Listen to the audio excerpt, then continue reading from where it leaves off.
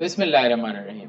मैं मोहम्मद सलमान और आप देख रहे हैं मेरा YouTube channel master coaching centre. आज की जो लेक्चर है, क्लास है, हमारी क्लास 12 की है। बहुत इंपॉर्टेंट एक्सरसाइज है। क्वेश्चन थोड़े से लेंदी बोल सकते हैं, या इस एक्सरसाइज में से एक क्वेश्चन इंपॉर्टेंट है, लेकिन वो पूरा क्वेश्चन किस तरह से इंपॉर्टेंट है, पूरी आप वीडियो देखोगे आपको अच्छे से समझ आएगा कि किस तरह से हमें उस क्वेश्चन को करना है। सही, तो अपनी वीडियो पे चलते हैं कि हमारा जो आज का क्वेश्चन है वो क्या है। सही, हमारी एक्सरसाइज नंबर 7.6 का क्वेश्चन है। अच्छा, वैसे तो इस एक्सरसाइज के पहला क्वेश्चन हो गया, ये भी बहुत इंपॉर्टेंट है। अगर मैं बोलूँ तो इंपॉर्टेंट में ये है। अब इंपॉर्टेंट किस तरह से है ये, क्योंकि इसमें जो सवाल है आपके पास यहाँ पर एक चीज। अच्छा, ये हमारा इंपॉर्टेंट सवाल है, लेकिन एग्जाम में ऐसा नहीं है कि इंपॉर्टेंट सवाल में बोलूँ कि पूरा के पूरा आ जाए। एग्जाम में अगर ये सवाल आया तो या तो सिर्फ पार्ट 1 पूछेगा, या सिर्फ पार्ट 2, या तो सिर्फ पार्ट 3। कोई एक ही पार्ट एग्जाम में इंपॉर्टेंट है कि आएगा। पूरा एक साथ एग्जाम में बहुत मुश्किल है कि पूछा जाए। सही है, तो एक सवाल के अंदर हम समझ सकते हैं कि ये 3 पार्ट है। पहले हम क्वेश्चन नंबर 1 की डायग्राम बना लेते हैं। क्वेश्चन नंबर 1 में बोला ए बी सी, 3 वर्टिसेस बोले हैं और ट्राइंगल की डायग्राम बोली। तो मैं सबसे पहले एक ट्राइंगल बना लेता हूँ। ये मेरा ट्राइंगल आ गया। ए बी सी, वर्टिसेस लिख लेता हूँ। क्या है, 2,5, बी वर्टिस है 3,7 और सी वर्टिस है 0,8। ये तीनों चीजें पता चल गई।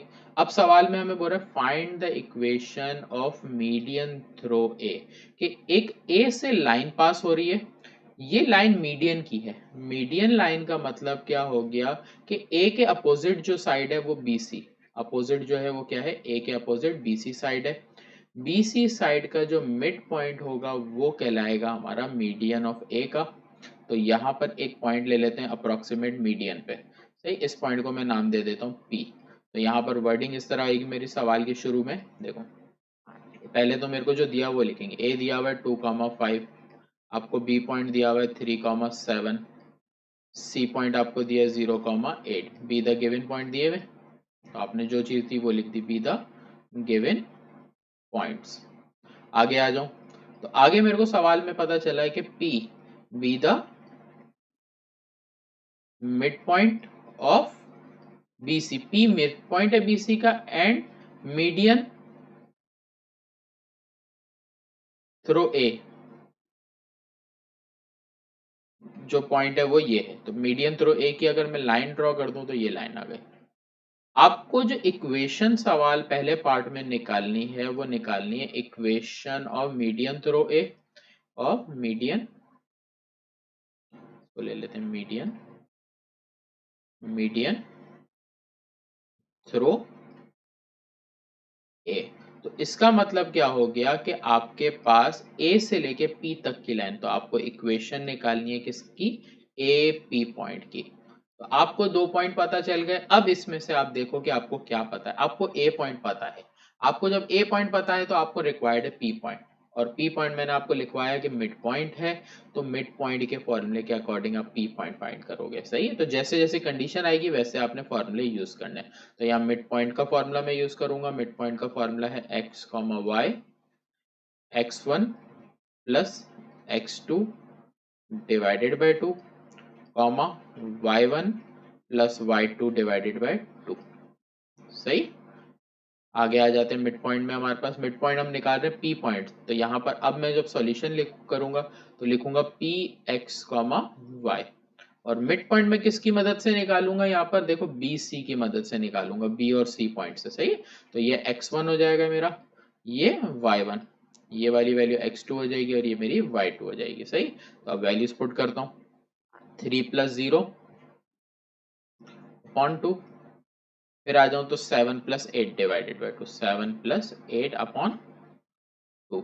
इसी को सिंप्लीफाइड आगे करके लिखना, जो आपके पास जगह हो तो आप आगे लिख दो एरो डाल के, नहीं तो नीचे भी लिख सकते हो। 3 + 0 होता है 3, तो 3 अपॉन 2। 7 + 8 हमारा होता है 15, 15 अपॉन 2। सही, आपके पास ये आ गए। अब आपको एक चीज यहाँ याद रखनी है, अगर आपके पास जो वैल्यू हो उसको अगर आप कैलकुलेटर में डिवाइड करो, ऐसा आप कब करोगे, जब आपको इक्वेशन निकालनी होगी ना, तब आप ये ट्रिक करना, जो चीज मैं भी कर रहा हूँ। सही, आपने देखो इन दोनों को डिवाइड करना है कैलकुलेटर में, आपके पास 1.5 आ गया। इन दोनों को डिवाइड करना है, आपके पास 7.5 आ गया। पॉइंट में रखने से होगा क्या, क्योंकि हमें आगे इक्वेशन निकालनी है, इसको सॉल्व करना इजी हो जाएगा आपके लिए। अब आपके पास पी पॉइंट की वैल्यू आ गई है 1.5, 7.5।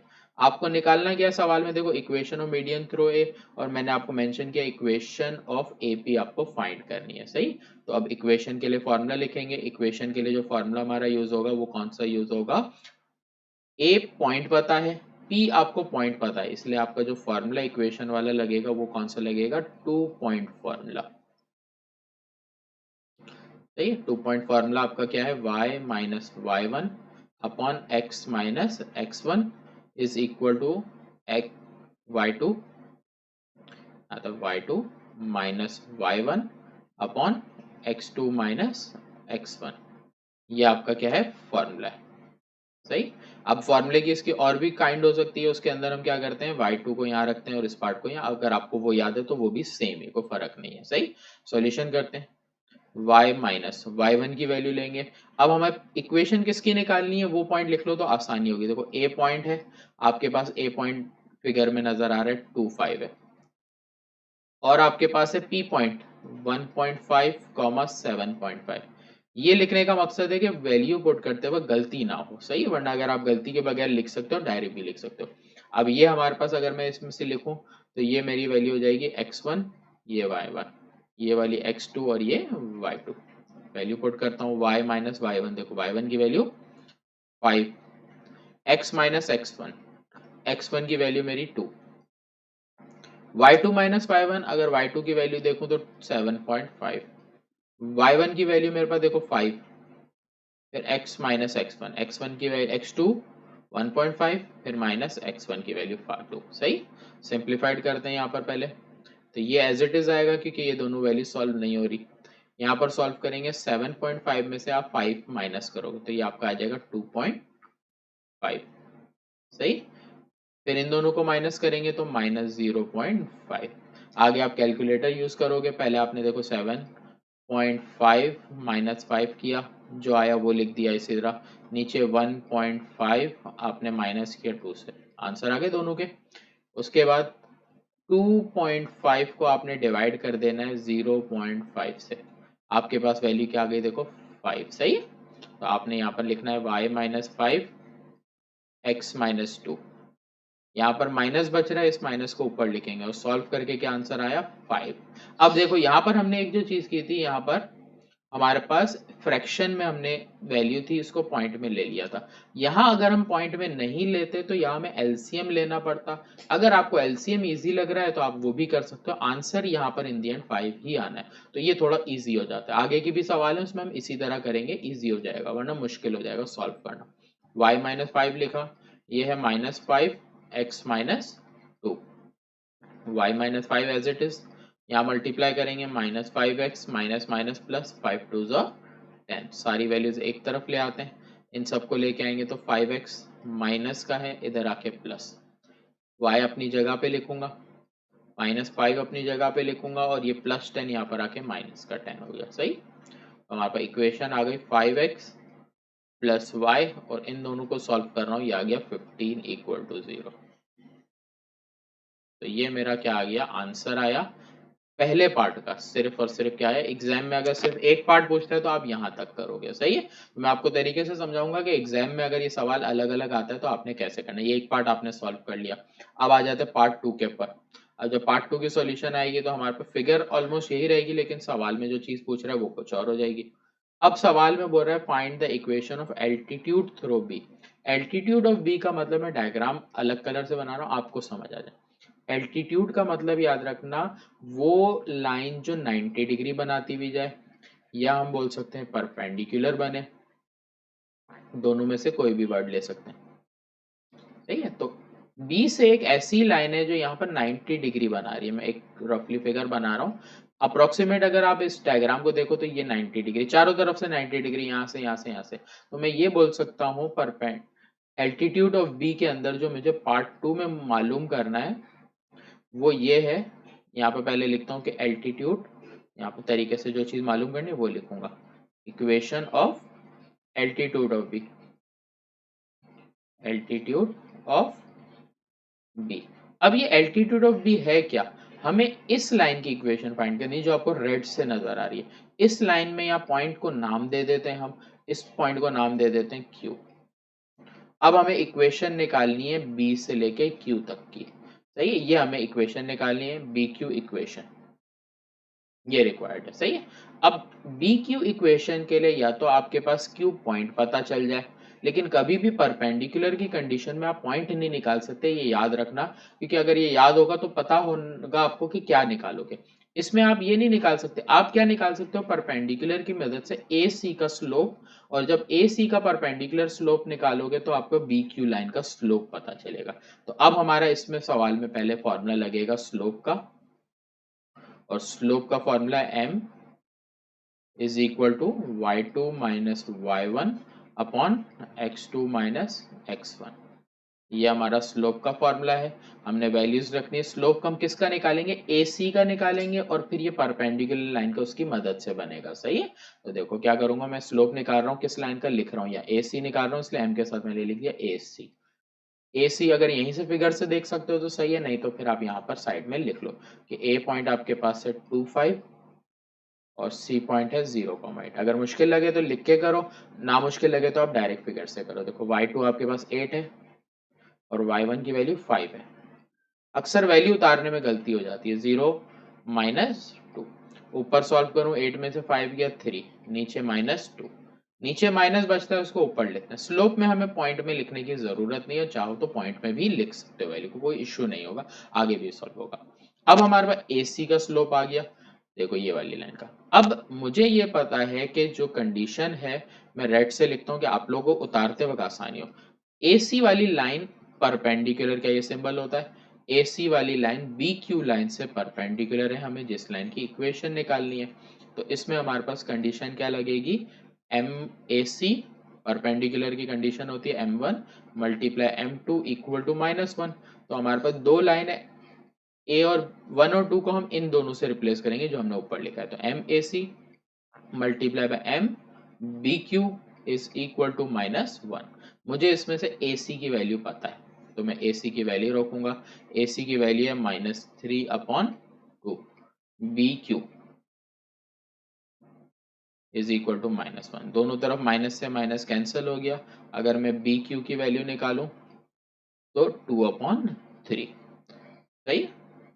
और आप एक चीज यहाँ डायरेक्ट आगे सवालों में करोगे कि जब आपको परपेंडिकुलर स्लोप निकालना होगा तो आप इससे डायरेक्ट निकालोगे, direct find slope of perpendicular, सही। आगे हम परपेंडिकुलर का डायरेक्ट कैसे निकालेंगे, डायरेक्ट निकालने के लिए आप वैल्यू को रिवर्स कर दोगे, साइन को चेंज कर दोगे, देखो आ गया डायरेक्टली। तो आगे के सवालों में हम डायरेक्ट इस तरह निकालेंगे परपेंडिकुलर का, इतना लंबा चौड़ा रीजन नहीं देंगे, ये याद रखना, सही। ये चीज हम कब करेंगे, आगे करेंगे, इसलिए मैं अभी सिर्फ हाईलाइट कर रहा हूँ कि आपको पता हो। अगर आप इस पार्ट में ये कर लोगे तो आगे के पार्ट में आपको थोड़ी मुश्किल हो सकती है, इसलिए अभी डायरेक्ट नहीं कराया, आगे के पार्ट में डायरेक्ट कराऊंगा। क्लियर, आगे बढ़ते हैं हमारे पास। अब आपको जिस लाइन की इक्वेशन निकालनी थी वो देखो क्या है, BQ आपने लिखी है। कभी भी किसी लाइन की इक्वेशन निकालने के लिए या तो आपके पास दोनों पॉइंट्स हो या तो 2 पॉइंट्स हो, तो आप इक्वेशन निकाल सकते हो। लेकिन इस सूरत में आपके पास B मौजूद है, Q पॉइंट मौजूद नहीं है, तो आपके पास दूसरी सूरत होती है कि अगर एक पॉइंट हो और एक पॉइंट के साथ आपके पास एक स्लोप मौजूद हो तो आप इक्वेशन निकाल सकते हो। तो इस वाले कंडीशन में, इस वाले पार्ट में हमारे पास देखो एक पॉइंट B मौजूद है और इस BQ लाइन का स्लोप मौजूद है, देख रहे हो। तो अब मैं फॉर्मूला लगाऊंगा, कौन सा, पॉइंट स्लोप फॉर्मूला। पहले 2 पॉइंट फॉर्मूले से निकला था, अब हमारा जो लगेगा वो point slope formula. Point slope formula, point slope formula है y minus y1 m x minus x1, सही। आगे बढ़ते हैं, y माइनस y1। अब यहाँ पर हम B और Q की पॉइंट ले रहे हैं, तो जो पता है वो लिखेंगे। देखो B पॉइंट आपको सवाल में पता है 3,7, देख रहे हो 3,7। और मुझे क्या पता है, Q पॉइंट नहीं पता, लेकिन मुझे B से लेके Q तक का स्लोप पता है, सही। स्लोप की जो वैल्यू है वो मैं लिखूंगा, BQ से स्लोप की वैल्यू है 2/3। इन दोनों को यूज करूंगा। y माइनस y1 की वैल्यू देखो 7 हो गई, ये हमारी x1 और ये वाली y1, सही है। y माइनस y1 m की वैल्यू हमारे पास 2/3 x माइनस x1 की वैल्यू आपके पास क्या है, x1 की value 3।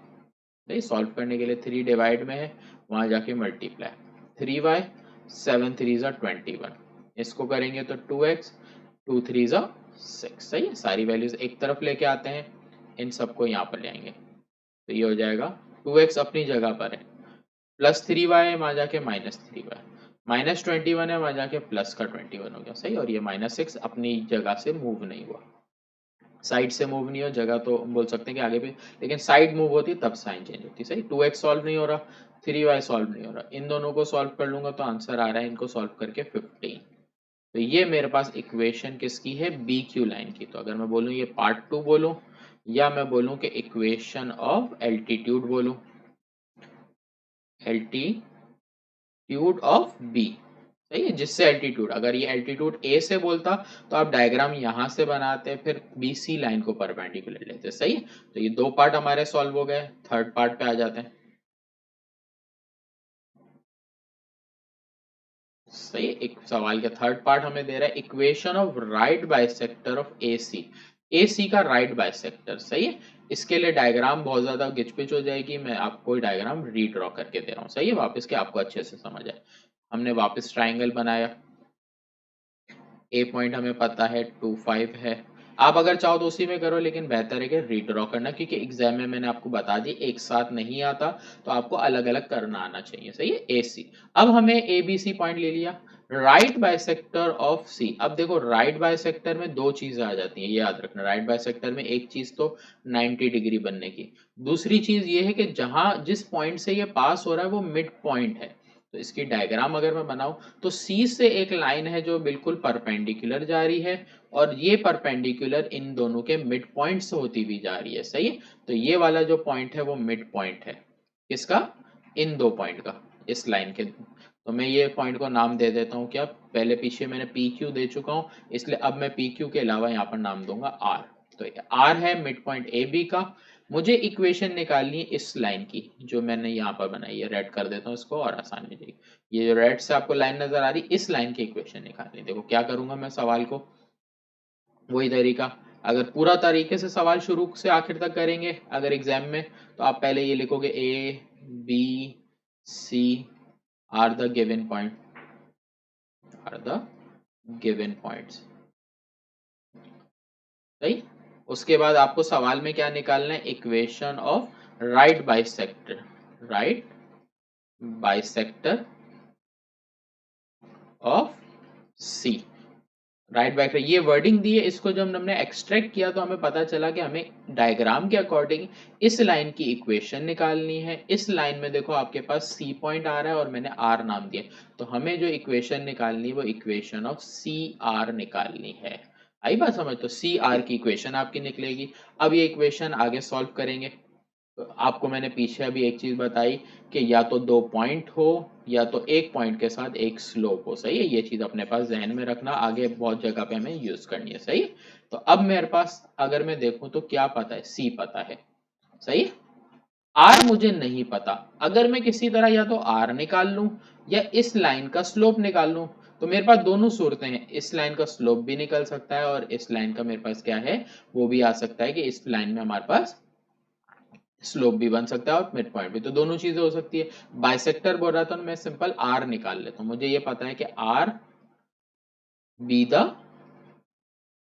Mid point of A B. R क्या है, ए बी का मिड पॉइंट है, फॉर्मूला मैं यूज कर लेता हूँ मिड पॉइंट का, तो यहाँ पर मिड पॉइंट का फॉर्मूला लिख लेता हूँ अपने पास, क्या है x comma y, x1 plus x2 upon 2, y1 plus y2 upon 2, formula आ गया। अब वैल्यूज पुट करूंगा और मैं मिड पॉइंट निकाल रहा हूँ ए बी की मदद से। सही है, तो ए और बी को यूज करूंगा, नाम दिया है आर, लिखूंगा R x comma y, x1 plus x2 figure से लिख लेता हूँ, देखो x1 plus x2, 2 plus 3 upon 2, फिर 5 प्लस 7 अपॉन 2। आगे बढ़ जाऊं, इन दोनों को प्लस करूं 5 अपॉन 2, इन दोनों को प्लस करूं तो 7 प्लस 5 12 अपॉन 2। सही, आप चाहो तो आगे भी कर सकते हो, सही मर्जी है जैसे आपको बेहतर लगे। इन दोनों को डिवाइड करके 2.5 आ रहा है, इन दोनों को डिवाइड करके 6 आ रहा है। सही है, ये आर पॉइंट आ गया। अब मुझे इक्वेशन निकालनी है सी से लेके आर तक की, तो मैं कौन सा फॉर्मूला लगाऊंगा, 2 पॉइंट मौजूद है इसलिए फॉर्मूला लगेगा 2 पॉइंट फॉर्मूला। 2 पॉइंट फॉर्मूला क्या है, y minus y one, x minus x one, y two minus y one, x two minus x one. सही। सॉल्यूशन में आ जाता हूँ यहाँ पर, B point C point use करूंगा जिसकी वैल्यू क्या है मेरे पास फिगर में 0,8, और मैं यूज करूंगा आर पॉइंट को 2.5, 2.5, 6। सही। आपकी मर्जी है, सी आर की इक्वेशन बात करो या आर सी, बात एक ही रहेगी, आंसर में फर्क नहीं आएगा। y माइनस वाई वन लिख देता हूँ आप लोगों को और आसानी हो जाए, x1 y1 x2 y2, क्या आ जाएगा y माइनस वाई वन, फिर y2 minus y one, y two की सॉरी यहाँ नीचे क्या आता है फॉर्मूले में, x माइनस एक्स वन, तो x माइनस x1 की वैल्यू आपके पास क्या है 0, फिर y2 minus y one, y2 की 6, y1 की वैल्यू 8, फिर x2 minus x one, x2 की वैल्यू 2.5 और x1 की वैल्यू 0। ये दोनों सॉल्व नहीं होंगे, y माइनस एट भी as it is, x minus zero लिखने की जरूरत नहीं है आपने। सही है। इन दोनों को सॉल्व कर लूँ, ये आ जाता है -2, और इन दोनों को सिंप्लीफाइड भी करूँ तो ये सेम ही रहेगा, क्योंकि जीरो से किसी वैल्यू को माइनस करने का फायदा नहीं।